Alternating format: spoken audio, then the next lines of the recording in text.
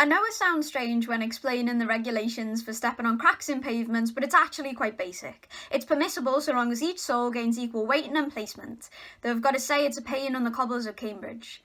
Maybe I'm maladjusted, but I am flustered when in London. I can't cope with the tube because I'm terrified when I can't visualise my route. The endless crowded tunnels make me want to puke. I just don't compute the street maps or road signs.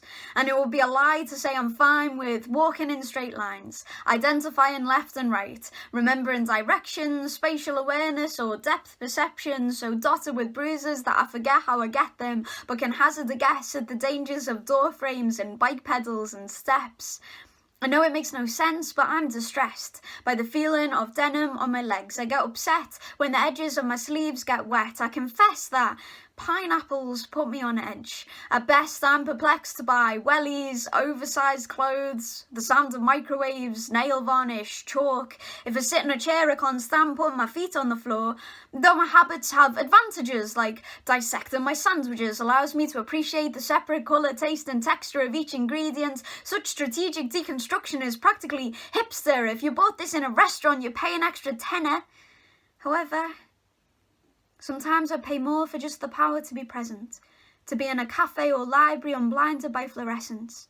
Bright lights burn my retina, my overzealous brain drawing shapes across my vision. I know it sounds like madness when I say your face is flickering, or that the sky is made of static, or that PowerPoints can make me nauseous. Meeting strangers leaves me exhausted. I'm notorious for forgetting names and faces, for falling asleep in public places when I'm overwhelmed by crowded spaces, or the onslaught of information, or the navigation of conscious conversation.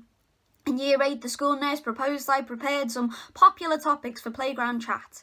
I was in year 9 by the time a friend advised me to try and make eye contact. And I find my emotions too explosive to mask. I wish I could relax, but I'm shaken by unscheduled snacks. There's a reason why dessert spells stressed in reverse. I know it's absurd, but I'm disturbed by a daily sensation of bodily inflation, mental mutation, dysmorphic fixation. I am troubled by the touch of one thigh brushing another, by the ripples of my arms, by the bulge of my stomach, or else I'm Alice in Wonderland, shrinking up. I am dissipating. The disorientation of disassociation, and I doubt my own reality. Sometimes I cycle home at night unsure of my solidity. My legs seem to be disappearing from under me, and I am disembodied spirit. If a strong wind blows, it might take me with it.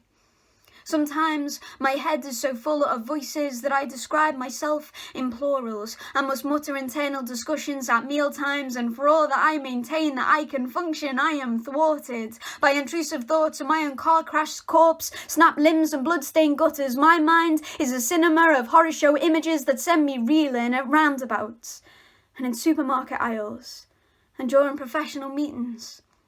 I lie awake, feeling my heart race, bewildered by my breathing.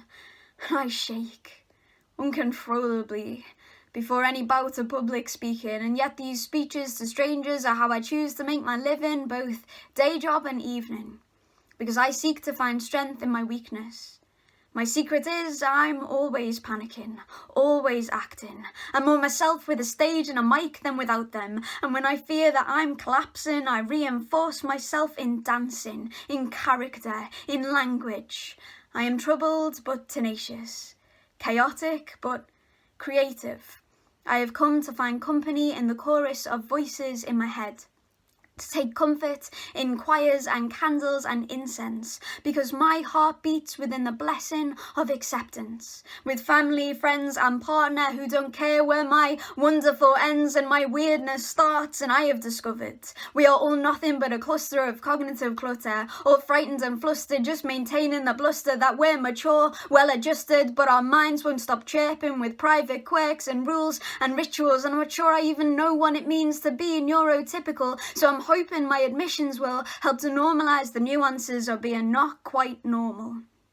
And I say, don't restrain it, don't be ashamed of it, reclaim it, embrace it, parade it, stand on a stage and proclaim it, if you too have your rules for the cracks in the pavement.